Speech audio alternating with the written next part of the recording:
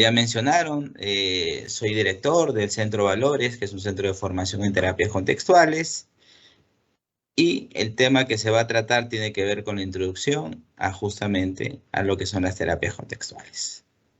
Vamos a empezar primero mostrándoles esta imagen. Quiero que la observen y nos pongamos a pensar un poco qué ideas comienzan a aparecer cuando vemos estas tres figuras, ¿no?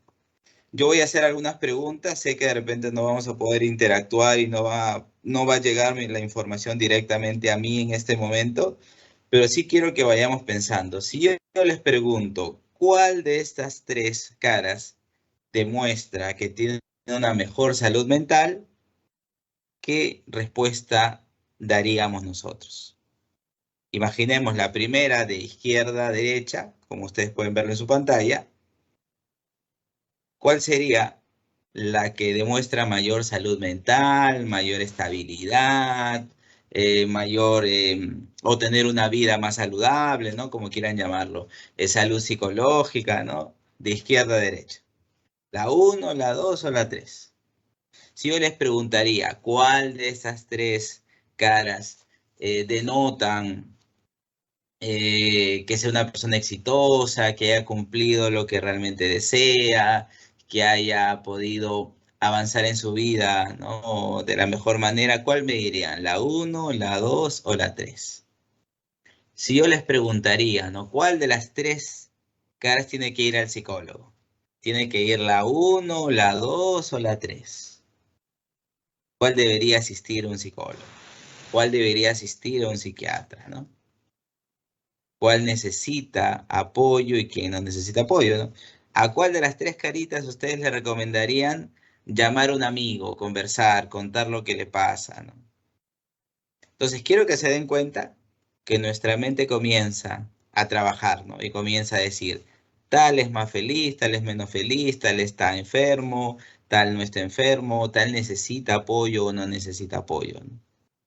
Entonces se van a ir dando cuenta que esas elecciones que ustedes han ido comentando tienen que ver mucho con el modelo de salud, de bienestar que tiene cada uno de nosotros, ¿no? Yo voy a ir haciendo algunos cuestionamientos y quiero que vayamos pensando a ver qué tan de acuerdo estamos con eso o qué tan extraño nos parece, ¿no? Por ejemplo, ¿no? La primera imagen de izquierda a derecha que yo tengo es la de la carita un poco morada, no sé, violeta, ¿no? Donde aparecen dos ojitos hacia abajo y la boca hacia abajo, ¿no? O denotando una emoción de tristeza, ¿no? Y sin darnos cuenta, y quiero que lo tengan presente, la mayoría de las veces que decimos quién está mal aquí, nuestra mirada se va a ir siempre hacia ese lado, ¿no? Y tal vez creemos que estar triste es algo malo, ¿no? Pero ¿realmente será así? ¿Realmente esa imagen de esa persona triste significa que tiene que ir al psicólogo? ¿Significa que tiene que ir al psiquiatra? ¿Significa que está mal? O sea, alguien que alcanza sus objetivos o sus metas no se puede sentir triste. Oigamos a la carita que está en el centro, ¿no? El estar en una estabilidad tampoco, no, ni triste ni contento, significa que uno está mal o que está bien. Significa que por esta emoción, por esta foto del momento, yo podría decir que es una persona que está pasando por un momento mal, difícil, complicado, o que debería estar más alegre o más triste, ¿no? Es algo que me pasa mucho, por ejemplo, cuando atiendo a pacientes que están pasando por un proceso de duelo, ¿no? A veces la familia les dice, ¿no? Pero ¿por qué no lloras, no? O al revés, o ¿por qué lloras tanto, no? Pero algo tiene que pasar, ¿no? ¿Tiene que llorar o no tiene que llorar, no? Cuando realmente cada uno maneja sus emociones y tiene sus experiencias de forma muy individual, ¿no? Yo no podría decirle a alguien, tienes que llorar porque falleció, no sé, tu abuelo, tu abuela, tus hermanos. Cada uno expresa sus emociones de una manera muy individual. O la última imagen, ¿no? La que está completamente a la derecha, ¿no? El ver ese rostro, ¿no? De alegría, ¿significa que esa persona está bien? ¿Significa que no tiene que ir al psicólogo nunca? ¿Significa que es exitoso? Eso es lo que aparece, ¿no es cierto? Pero ¿será así? ¿Realmente las cosas son así? Entonces, un poco el tema que vamos a tocar el día de hoy va en esa línea, ¿no? Realmente darnos cuenta, ¿no? qué es lo que pasa en nosotros como profesionales de la salud, como personas que vamos caminando a poder terminar esta carrera que es tan hermosa, que es tan importante. Entonces, ¿desde dónde estamos partiendo? Desde un modelo médico, de repente más orientado a los síntomas, o de un modelo un poco más psicológico, de dejar un poco la psicopatología y entrar a un modelo más, como les decía, tanto psicológico, un modelo más contextual, un modelo más individual, ¿no? Y no tanto esta posibilidad de evaluar la patología dentro de los grupos, ¿no? Sino identificar, ¿no? Lo que pasa a cada una de las personas. Entonces vamos a ir en ese camino. Igual, dudas, preguntas, ya saben que podemos irlas conversando. Dentro de las terapias de cognitivos conductuales se hablan de 3 generaciones de este desarrollo, ¿no? Ustedes saben que cada modelo tiene su propia tipología, tiene sus propias generaciones. Por ejemplo, cuando llevamos los primeros cursos, ¿no? No sé si serán los mismos cursos, ¿no? Yo llevé, me acuerdo, el primer ciclo FBI, ¿no? Eh, en los primeros cursos de psicología general, por ejemplo, te hablan, ¿no? De las fuerzas, ¿no? La primera fuerza, que es el psicoanálisis, después la terapia de conducta, la tercera, que es el humanismo, y así sucesivamente, ¿no? Entonces, cada modelo de la psicología en general tiene como etapas, como momentos, ¿no? Dentro de lo que es la terapia de conducta, dentro de lo que es la terapia cognitiva conductual o terapia contextual, vamos a hablar de 3 momentos importantes en este desarrollo, ¿no? Primero, lo que se le conoce como la primera generación, que está enfocado más en lo que es la modificación de conducta y o terapia de conducta. ¿Por qué hemos puesto IO? Porque algunos teóricos toman como sinónimo lo que es terapia de conducta y lo que es modificación de conducta, y otros lo toman como modelos diferentes. La segunda generación, lo que es la terapia cognitivo-conductual, y la tercera generación, lo que son las terapias contextuales. Vamos a hablar de cada una de ellas. Vamos a hablar de las terapias de primera generación. A ver, pensemos, recordemos. La verdad es que cada vez que yo he tenido la oportunidad de poder tocar estos temas, ¿no? En congresos, en actividades, siempre recordaba justamente, ¿no? Mi paso por Villarreal, ¿no? Y a todos los profesores, que no sé si alguno de ellos estará conectado a, a esta conferencia. Y si es así, agradecerles por siempre, mi agradecimiento por siempre por su apoyo y su ayuda en su crecimiento, ¿no? Y gran parte de lo que voy a decir aquí fue la que aprendí justamente en las aulas de Villarreal. La primera generación está más enfocada en lo que se considera pues la terapia de conducta, ¿no? La modificación de conducta, ¿no? Aquí vamos a ver un cuadro donde está dividido, y justamente esta división tiene que ver con estos 2 modelos, ¿no? Se le decía terapia de conducta a todo el modelo que está a la parte izquierda, ¿no? Desarrollado por el condicionamiento clásico, por la terapia de conducta que se dio por Wolff, y principalmente lo que es la desensibilización sistemática, ¿no? La DS, ¿no? Y por el otro lado, toda la historia, toda la cadena, ¿no? Que tiene que ver con el condicionamiento operante, que se le llamaba modificación de conducta, o el principal teórico Skinner, y todas las técnicas de manejo de contingencia. Ambas terapias eran ambientalistas y mostraban eficacia, ¿no?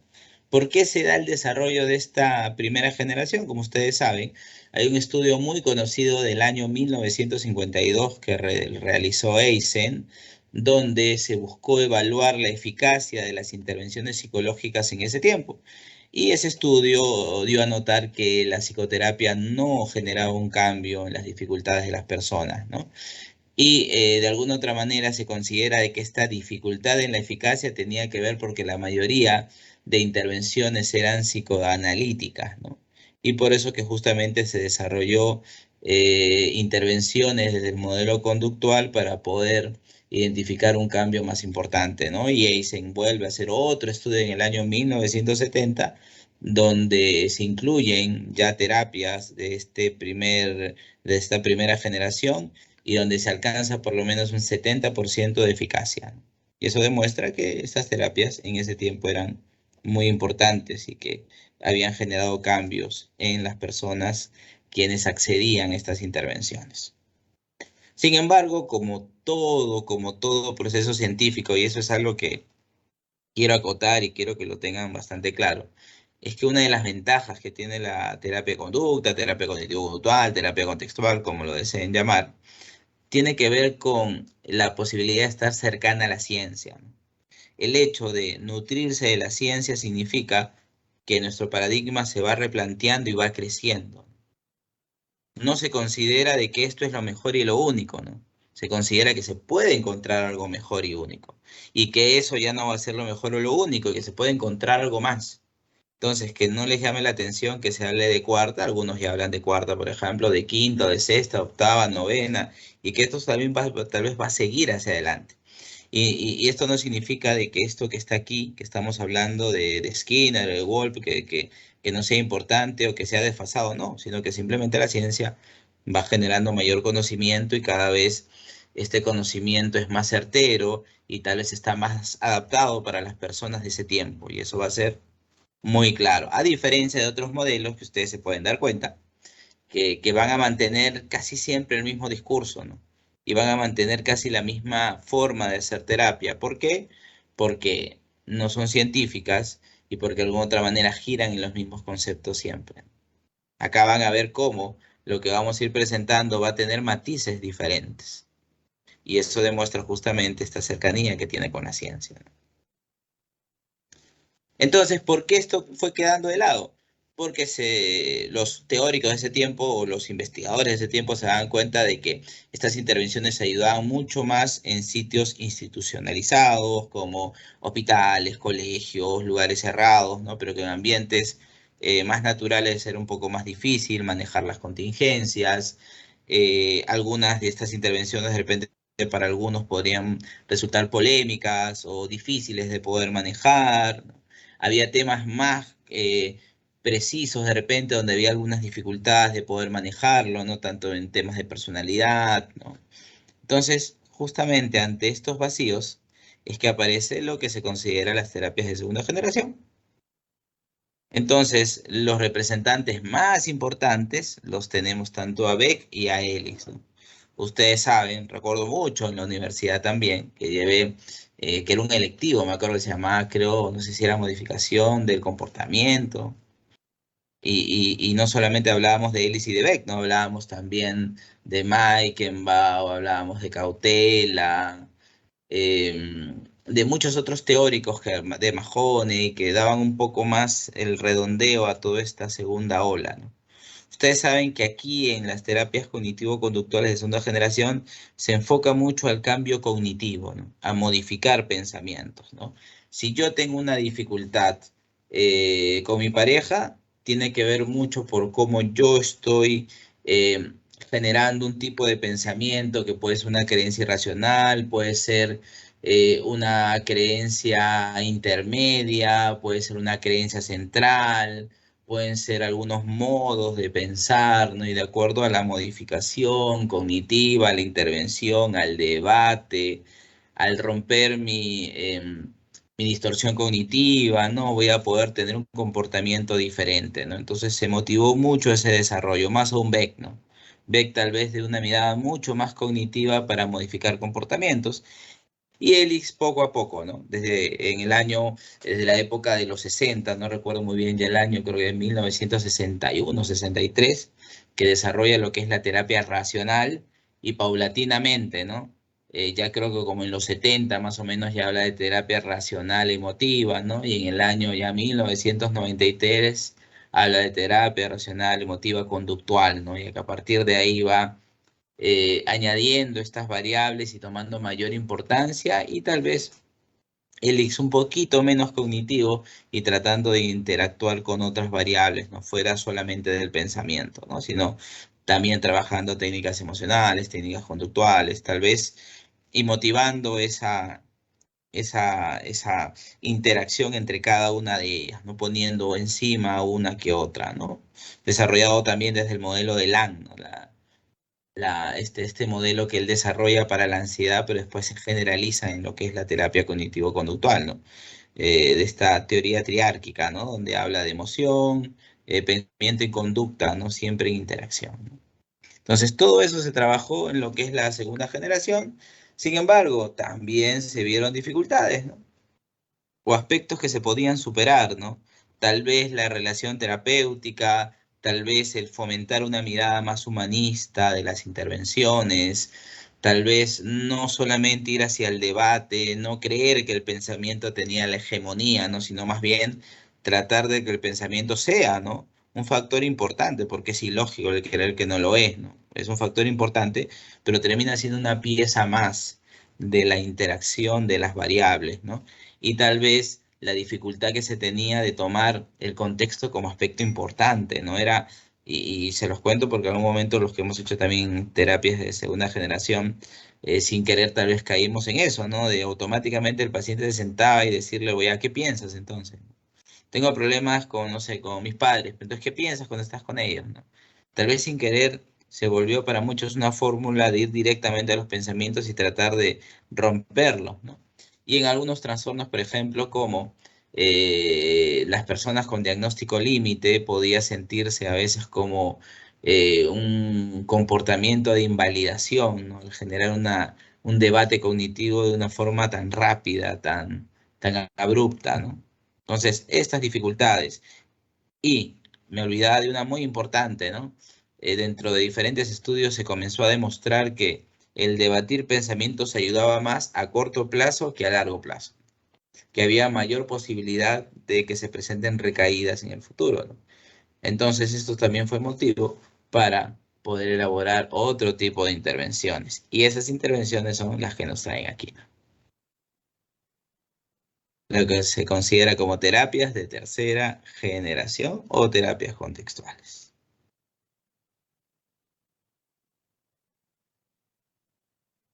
Ok, espero que estén elaborando sus preguntas. La verdad es que como estoy tan acostumbrado a dictar también, me da ganas de preguntarles ahorita, ¿y qué tal? ¿Todo claro? Que me den el feedback, pero sé que no se puede igual. Cualquier cosa, por favor, no se olviden de sus preguntas para quedarme tranquilo de que la información está llegando de la mejor manera hacia ustedes. Terapias de tercera generación. Lo primero que se busca en tener en cuenta ya en esta generación, ¿no? Para que se ubiquen más o menos. Se habla de primera generación, la década de los 50, se habla de segunda generación, la época de los 70, y se habla de tercera generación, la época de los 90, ¿no? Más o menos ese ha sido el camino, el paso a paso que ha tenido cada uno de estos modelos, ¿no? Toda conducta humana se entiende en un contexto, ¿no? Eso es una de las cosas que hay que tener con mucha claridad, ¿no? Y que no hay que perder de vista, ¿no? El contexto comienza a tomar una relevancia más importante dentro de nuestras intervenciones en este enfoque, ¿no? Por ejemplo, ¿no? Si una persona, imagínense que ahorita estemos conversando y ustedes me vean, por ejemplo, haciendo esto, ¿no? No sé muy bien si me ven o no me ven, pero bueno, levantando los brazos hacia arriba, hacia abajo. ¿Qué pensarían, no? Muchos dirían, ¿qué le pasó, no? ¿Qué le pasó a Renzo, no? Se volvió loco, ¿no? O de repente tiene un TOC, ¿no? Y está haciendo un ritual, ¿no? O de repente, no sé, está, eh, no sé, le molesta de repente las marcas de su casaca, ¿no? Y está. Pueden venir muchos pensamientos. Pero ¿qué pasaría si esto mismo yo lo haría en el gimnasio? ¿Qué pensaría? ¿No? Que esto, obviamente, estoy haciendo, no sé, una actividad de estiramiento o estoy haciendo un calentamiento, ¿no? Entonces, ¿por qué hago este ejemplo y por qué es importante que ustedes se den cuenta, ¿no? Que dentro de las terapias de tercera generación es imposible identificar la problemática de alguien sin contexto, ¿no? Entonces, retrocedamos un poco a mirar lo que les había puesto acá, ¿no? Si nosotros vemos estas imágenes sin contexto, realmente no entendemos lo que está pasando. No sabemos lo que está sucediendo, ¿no? Claro, esta primera imagen de tristeza puede ser de alguien que el día de hoy perdió, no sé, unos 100 soles, ¿no? De su billetera, no se siente triste por eso. Pero eso no significa que tenga que ir al psicólogo, no significa que sea una mala persona, o que esté sufriendo, o que esté mal, ¿no? Esta persona aquí puede estar sonriendo, el de toda la derecha, pero no sabemos si está en el trabajo, ¿no? Y tal vez tiene que mostrar una cara diferente a cómo se siente en el día, ¿no? Y cuando sale del trabajo de repente no se siente bien. O esta persona que está seria aquí no sabemos si está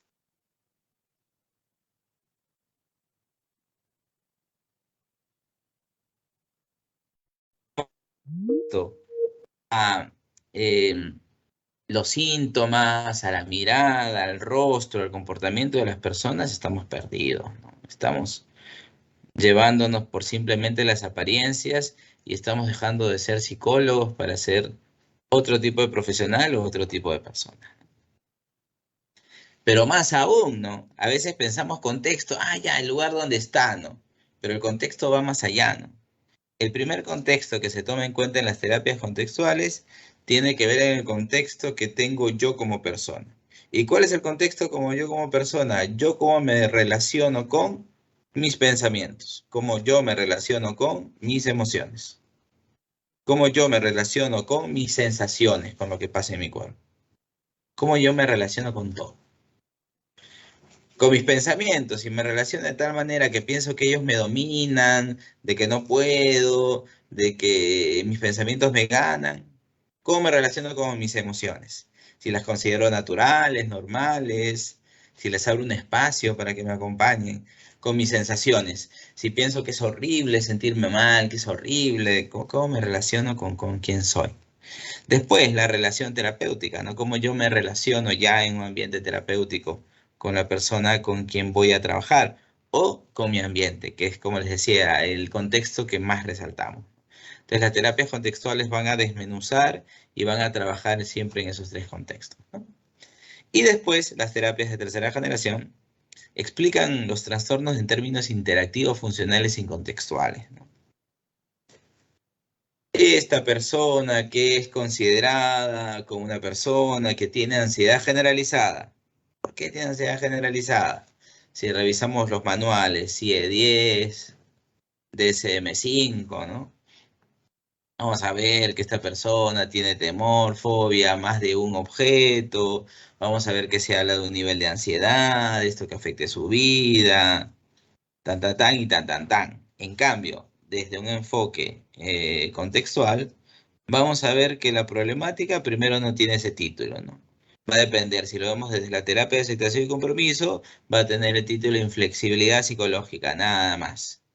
Y tiene que ver con las interacciones que tiene que ver con si es funcional lo que realiza o no y en qué contextos aparecen. Porque si esta problemática se daría en un hogar donde existe violencia, en un barrio donde existe violencia, en un colegio donde se ejerce la violencia, yo la verdad no podría hablar de una ansiedad generalizada cuando el contexto está fomentando todo esto, ¿no? Entonces, si se dan cuenta, es un enfoque, pues una mirada psicológica tal vez diferente de lo que está sucediendo, de cómo lo vemos generalmente. El problema está en sus relaciones con los demás y consigo mismo, ¿no? Realmente la raíz de los problemas de las terapias contextuales tiene que ver mucho con la relación que tiene el ser humano con sus experiencias y su contexto, ¿no? Esa es la clave, ¿no? ¿Qué es lo que pasa conmigo con relación a mis emociones, mis sensaciones, mis pensamientos y mi relación con el entorno? ¿Y cómo miramos aquí la eficacia? De repente aquí nos acercamos un poco a los modelos más humanistas, ¿no? A los logros personales y no a la reducción de los síntomas.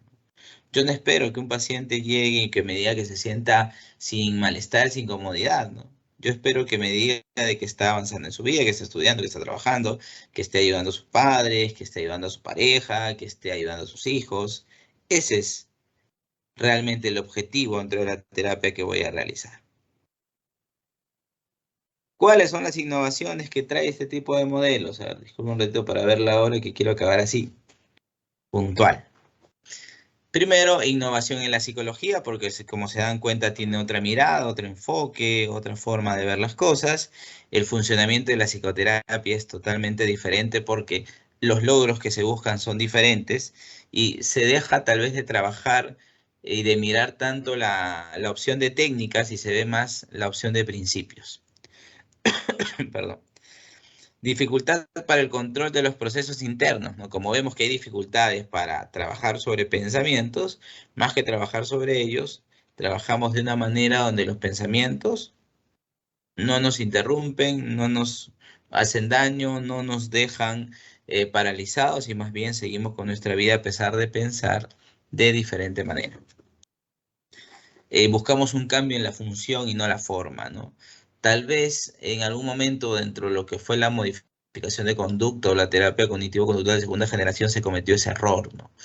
De trabajar más la forma de los pensamientos y no entender que la función es la parte más importante, la que trae más beneficios a largo plazo, ¿no? Y obviamente los reportes de investigación que son inmensos, ¿no? Y que nos muestran con mucha claridad de que la eficacia de las terapias de tercera generación va siendo cada vez más grande, a diferencia de mismo terapia cognitivo-conductual o de otros modelos de psicológicos de intervención. Aquí les comparto este gráfico, esta tablita que es desarrollada por Marino Pérez en su libro del 2004, y van a ver un poco la comparación. Es una comparación general, ojo, no trato de hablar de todo lo que es la psiquiatría ni todo lo que son los modelos psicológicos, pero en la mayoría se da de esta manera, ¿no? Vamos a ver el cuadro de izquierda a derecha. Primero, la explicación. ¿Qué es lo que te dice un modelo psiquiátrico? Que el problema psicológico tiene que ver con un problema neurobiológico, ¿no? Los neurotransmisores de repente están desbalanceados y a partir de ahí se toma una medicación. La mayoría de miradas psicológicas, que es un problema intrapsíquico, ¿no? Que es un modelo más cognitivo, ¿no? Que son tus pensamientos. Que es un modelo psicoanalítico que tiene que ver más con una experiencia, con algo inconsciente, ¿no? Todo mostrando que la problemática tiene que ver con la persona.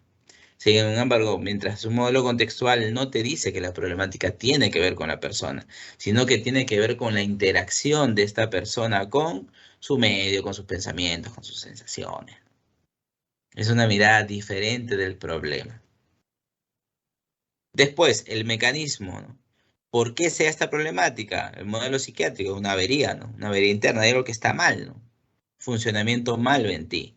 El modelo psicológico más general te dice lo mismo, ¿no? Que hay un problema en ti, que hay un pensamiento que está errado, que hay que cambiar. Mientras que el modelo contextual te dice que no, ¿no? Te dice que el problema no está en ti, ¿no? Que lo que te pasa a ti tiene que ver con la condición humana. Estos pensamientos críticos, esta sensación de repente de ser menos que los demás, tiene que ver con nuestra condición humana, ¿no? Los seres humanos somos así, ¿no? O si no, por favor, dígame quién no se ha sentido una vez menos que otro, quién no tiene un pensamiento crítico, o quién no tiene ansiedad, o quién cree que no puede alcanzar una meta. Entonces, si se dan cuenta, la mirada comienza a ser diferente, comienza a ser modificada, ¿no? El tratamiento, un médico psiquiatra, la medicación, modelo psicológico, técnicas específicas, mientras que un modelo contextual no se habla de técnicas específicas, sino de principios. ¿Y cuáles son los principios de repente más frecuentes que van a haber en todas las terapias contextuales? Tanto la aceptación y la activación. Y la eficacia va a tener que ver con reducción de síntomas, el modelo psicológico también, como el psiquiátrico, mientras que el psicológico, como ya lo habíamos visto, tiene que ver con el alcanzar logros personales, el poder avanzar en su vida. Así chiquito, porque el tiempo ya se me está cortando, vamos a mirar solamente puntualmente, ¿ah? Voy a tratar de ser un poco atrevido y de hablar de estos 4 modelos, pero lo voy a hacer así, muy puntual. El primero es la terapia de aceptación y compromiso, que hay varias formas de poder mirarla, entrando directo a lo que es, entre comillas, la psicopatología o la forma de intervención. Como ya les había mencionado, esto se llama como flexibilidad psicológica, y una de las maneras como se interviene bajo este enfoque es considerando estos 6 procesos. Se trabaja la aceptación, se trabaja la presencia o el momento presente o mindfulness, los valores, lo que es importante para la persona, las acciones, que es los comportamientos que nos alcanzan, que nos llevan esos valores, el yo, que es una mirada muy personal de quiénes somos, y la difusión cognitiva, que es como la variante o es una mirada diferente de lo que es la reestructuración cognitiva, porque en la difusión cognitiva lo que buscamos es de distanciarnos de nuestros pensamientos, ¿no? No permitir que estos pensamientos nos dominen o nos guíen hacia una dirección que no queremos. ¿Ok? Entonces, ¿qué sería la flexibilidad psicológica para, ¿no? Habilidad para contactar en el presente los pensamientos, sentimientos sin necesidad de defenderse de ellos y defendiendo de lo que permita o dependiendo de lo que permita la situación. Persistir o cambiar la conducta de acuerdo a los valores personales y a las metas propuestas. Esto es solamente un puntito de lo que es la terapia de aceptación y compromiso. Después, otro modelo también, desde el enfoque de las terapias de tercera generación, es la FAP, la psicoterapia analítica funcional, que es un enfoque que se deriva de forma muy clara de lo que es la modificación de conducta. Se trabaja mucho con análisis funcional y se trata de hacer un paralelo de lo que pasa en la consulta con lo que pasa en la vida. Entonces, se trae mucho de las problemáticas que tiene el cliente en su vida, pero no como una historia que se cuenta en la sesión, sino como una experiencia dentro de la sesión. Por ejemplo, ¿no? Si el cliente tiene dificultades, de repente discusiones con sus hijos, entonces se trata de fomentar dentro de la sesión el ver cómo este paciente puede tal vez discutirnos alguna pauta, cómo puede decir algo que le incomoda dentro de la sesión, y eso se trabaja aquí y ahora. Y para eso se hablan de conductas clínicamente relevantes, ¿no? Y hablamos de tres importantes, ¿no? Las SSR1, que son las conductas clínicamente relevantes que tenemos que cambiar. Las SR2, que son las conductas que más bien son positivas. Y las SR3, que es la forma de entender o interpretar los problemas que tiene, ¿no? Que se busca que sea una manera funcional, muy conductual, ¿no? Entonces, cuando hablamos de FAP, es una intervención que se trabaja en la sesión para modificar los comportamientos de afuera. Entonces, no se gira en qué te pasó cuando te peleas con tus hijos, sino tratamos de motivar que aquí el cliente muestre justamente ese fastidio, esa incomodidad, y aquí vamos trabajando con refuerzos, con castigos, con técnicas de modificación de conducta para generar otro tipo de comportamiento. Después también tenemos lo que es la activación conductual, ¿no? La activación conductual, van a ver que es un modelo que se ha desarrollado con la intención de modificar justamente lo que es la depresión, ¿no? Se ha visto también buscar modificar a otro tipo de comportamiento, ¿no? Pero el centro es la depresión, ¿no? Y aquí ven cómo se puede formular esto. Esto es como una secuencia de cómo se le presenta al cliente su problemática y realmente nos centramos más entre el 3 y el 4, ¿no? Porque el paciente tiene que entender, o el objetivo es que se dé cuenta de que más que la propia tristeza sea el problema, es cómo él la maneja, cómo es su comportamiento evitativo de esto, ¿no? Y que si lo evita esta tristeza y se queda en casa y no hace muchas cosas, esto realimenta la tristeza, retroalimenta la tristeza y hace que uno se quede en un círculo vicioso entre el 3 y el 4, ¿no? Y aquí hay una miradita de cómo es este modelo, ¿no? Desde el trabajo de la relación terapéutica, el trabajo de la información, la psicoeducación. Se habla del modelo ABCA, pero no es el modelo ABC de Ellis, sino es un modelo ABC desde una propuesta conductual.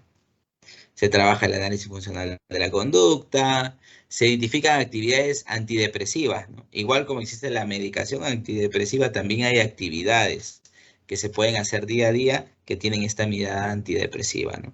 Y activación conductual tiene que ver mucho con monitoreo, las acciones, los comportamientos y el humor. Se trabaja mucho con valores, también lo que es importante para la persona para poder sacarlo de esta dificultad, de este momento que pasa, ¿no? Y se trabaja con activaciones simples, ¿no? De día a día y actividades para la casa. Aquí se hace mucho trabajo de casa para motivar a que justamente el paciente esté activo, ¿no? Y para eso necesitamos el poder revisar que esté cumpliendo con las actividades que se conversan en la sesión. Y finalmente lo que es la terapia conductual dialéctica, ¿no? Que como ustedes saben cuenta con la teoría biosocial, que es donde se sustenta el modelo y se habla tanto de vulnerabilidad emocional como contexto invalidante, ¿no? La vulnerabilidad emocional tiene que ver con un aspecto más biológico, donde algunas personas pueden tener esta tendencia a poder desarrollar una personalidad límite o tener un comportamiento de desregulación, y el contexto invalidante, ¿no? Que es el que va a explotar, a empujar a que se desarrolle todo esto, ¿no? El contexto invalidante tanto como padres, amigos, personas cercanas, ¿no? Que podrían generar que se dé finalmente esta desregulación emocional. Y el trabajo, ustedes bien saben que se hace en DBT, tiene que ver con terapias individuales, sesiones grupales, coaching telefónico, reuniones de equipo, ¿no? Y dentro de las sesiones grupales se trabaja estos 4 importantes paquetes, ¿no? Habilidades de atención plena, se trabaja con mindfulness, ahí he puesto algunas cosas muy puntuales de lo que se hace, por supuesto. Se utiliza también lo que es la tolerancia al malestar, o aceptación radical, también conocido. Se trabaja lo que es las habilidades de regulación emocional y también la eficacia interpersonal, que tiene que ver con el trabajo de las habilidades sociales, ¿no? La interacción con las otras personas. Muy bien, no quería dejar de terminar esta ponencia para hacer una breve anuncio publicitario, ¿no? En este caso, en el Centro Valores, estamos realizando esta formación de activación conductual que comienza el 5 de julio. Como pueden ver ahí, va a ser desarrollada tanto por la psicoterapeuta María Elisa Girón y quien les habla. Creo que ahí me perdí, volví. Ya. Ahora sí se ve. Ahí se ve, ¿no es cierto? Le estaba comentando de este evento que vamos a realizar, que está abierto al público, que cualquier persona que quiera participar puede escribirnos para obtener la información.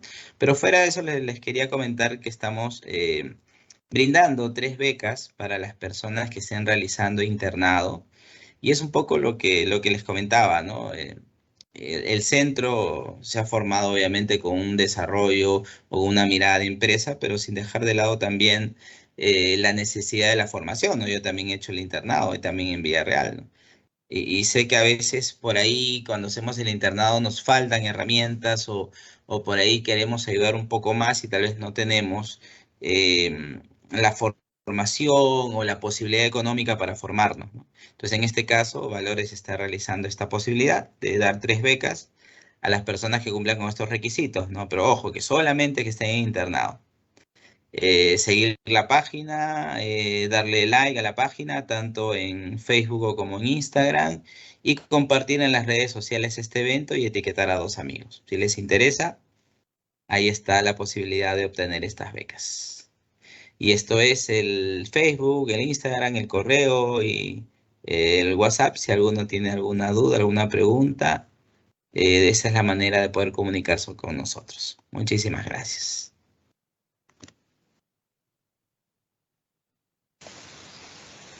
Doctor, gracias a usted más bien justamente por esta presentación y por esta información tan interesante.